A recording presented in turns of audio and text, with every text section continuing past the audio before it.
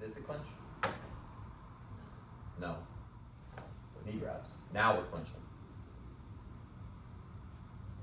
What do you guys think? No idea. Not really. What would make this more of a clinch?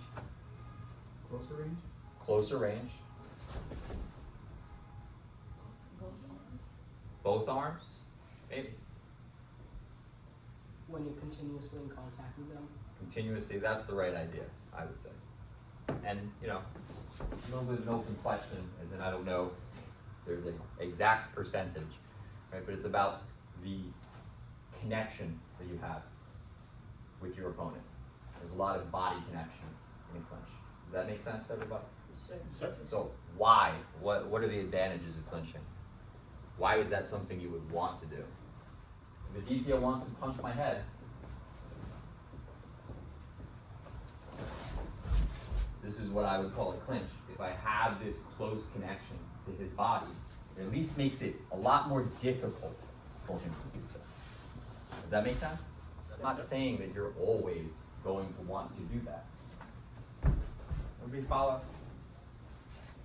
Fighting at a distance is also something that you can, and in many cases you probably should do. But when we talk about self-defense, and it's a point that you guys are all pretty familiar with, is that self-defense often happens in close quarters. Why? If I'm fighting with a DPS at this distance and self-defense is my goal, what should I probably do? Walk away. Make this distance between us bigger. Does that make sense? If I already have this much space between me and whoever is attacking me, in many cases, maybe not all, certainly not all, but in many cases, that's going to be the best strategy. Make this space bigger. Ideally, miles big. That makes sense? Sir, yes, sir.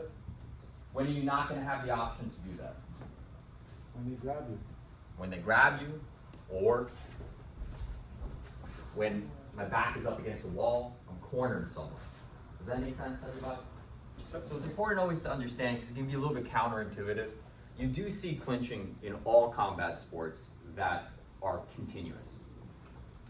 Really, combat sport where you don't see clinching is point fighting. And that's because of the nature of the rules. Because the fight stops when there's an exchange. And, to be fair, there probably are some examples of point fighting that does incorporate it. But in general, it's not. Point fighting is the sport where it's at least involved. And that's just based on the rules of engagement. The fight stops after an exchange, and points are awarded. Continuous sparring, right? Even something like Olympic Taekwondo, if you guys are familiar with it at all, even that involves a clinch game. The clinch naturally occurs in any kind of fighting that is continuous. An important distinction here is when you have an open floor, you don't have a barrier for you to run into. Clinch most often happens when you're up against the rope, or if you're talking about MMA, you're up against the cage. If we're talking about self-defense, you're up against a wall or some kind of an object that restricts your movement. Does that make sense to everybody? Sure. If we're fighting, we're doing our normal thing. Keep going. Keep going. Keep going. Keep going. No, you don't want it. You don't want to clinch with me. He's not gonna let me grab him. He's not gonna let me grab him. He's not gonna let me grab him. Why did I grab him there? Because you got me him. Because he stopped moving back. Because he was running out of space. Does everybody understand? Sir. Just gives you a context to work from. But that's when the clinch occurs. When you don't have space to move, you're cornered. So it often will occur. Now, there are a lot of complications here in that there are a lot of sports that limit clinching, where you're not allowed to grab and hold for an extended period of time. I've done a little bit of boxing training, about 2 years I was training in a boxing gym. And clinching is involved in boxing by the modern rules, but far less so than it was in the past. Because when you clinch up, you're not allowed to hold, right? And after a pretty short period of time, the referee separates you.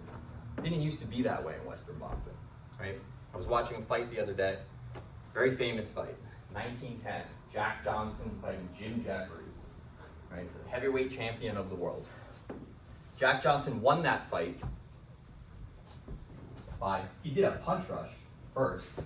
Just pretend that that wall is the ropes. He did a punch rush to get Jim Jeffries up against the ropes.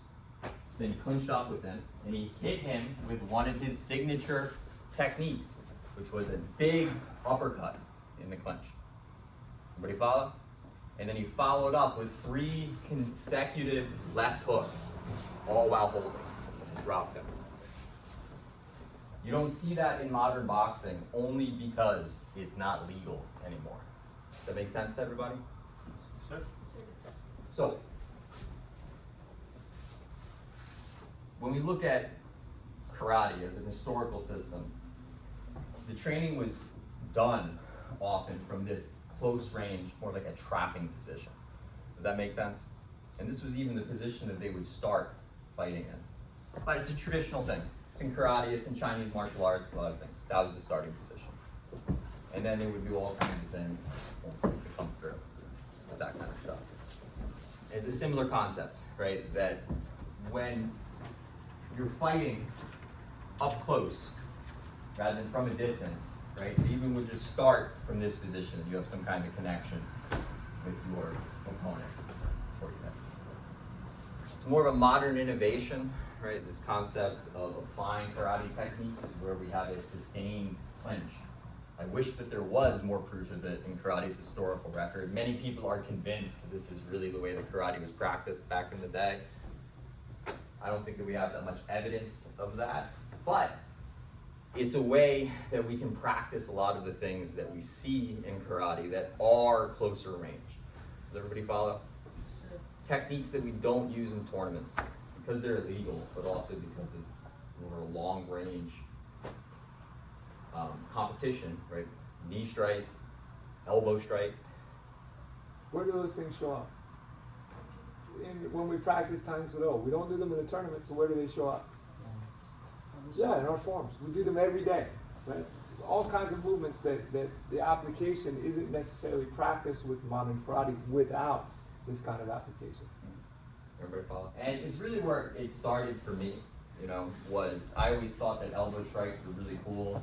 When Winston and I were training as kids, I always really liked elbow strikes, and I always wanted to know how to use them. Does that make sense to everybody? They're found in our forms. We would do them on the pads sometimes, stuff like that, right? And the conclusion that I came to, the best way that you can practice elbows is to do them in the clinch. We're gonna start bicep control, right? He's gonna put his arm on my bicep and I hook mine over. Opposite side, I do the same thing and I hook, right? Now from this position, watch Aditya, he's going to bring his arm underneath in his circular motion and I do the same. And then we switch. And does everybody see this close connection that we have? Close. We're gonna start from here and we're going to put techniques together from that exercise. Everybody up with a partner close to your own side.